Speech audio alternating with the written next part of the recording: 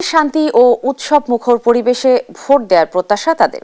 নির্বাচিত সংসদ সদস্যরা জেলার ভাগ্য উন্নয়ন করবে বলে আশা করছেন তারা।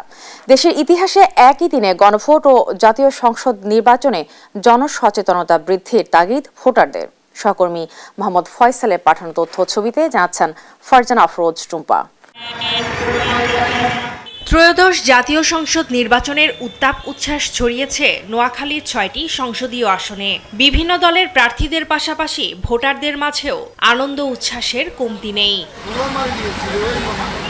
এ জেলার সম্ভাবনাময় নদী অঞ্চলে ইকোনমিক জোন, আন্তর্জাতিক বিমানবন্দর ও নোয়াখালী বিভাগ বাস্তবায়নের আশায় অর্ধশতাধিক প্রার্থীর মধ্যে যোগ্য প্রার্থীকে জয়ী করে সংসদে পাঠাবেন এখানকার ২৮,৬৭,৬৪১ জন ভোটার।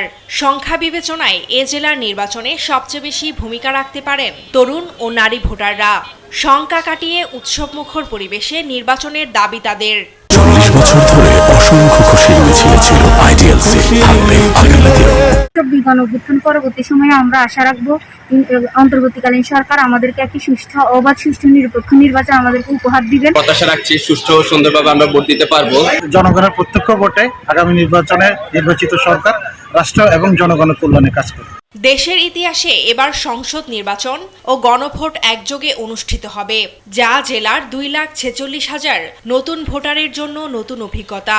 তাই নির্বাচনী জনসচেতনতা বাড়ানোর দাবি তাদের।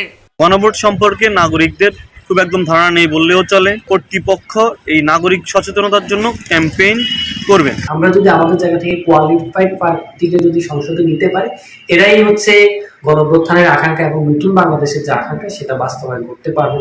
পরিবর্তিত পরিবেশে নতুন প্রজন্মের পাশাপাশি ভোটের প্রতি আগ্রহ প্রবীণদেরও।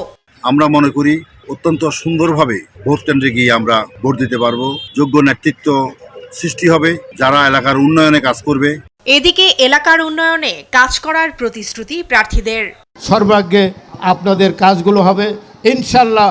বিএনপি ক্ষমতা আসলে নর্তনপুর ইউনিয়নের কোনো কাজ বাকি থাকবে না। ভোটের দিন যতই ঘনিয়ে আসছে ততই বাড়ছে আমেজ। সুষ্ঠু ও উৎসবমুখর পরিবেশে ভোট আয়োজনের দাবি নোয়াখালীবাসীর। ফারজানা আফরোজ টুম্পা, নিউজ ডেস্ক, দেশ টিভি।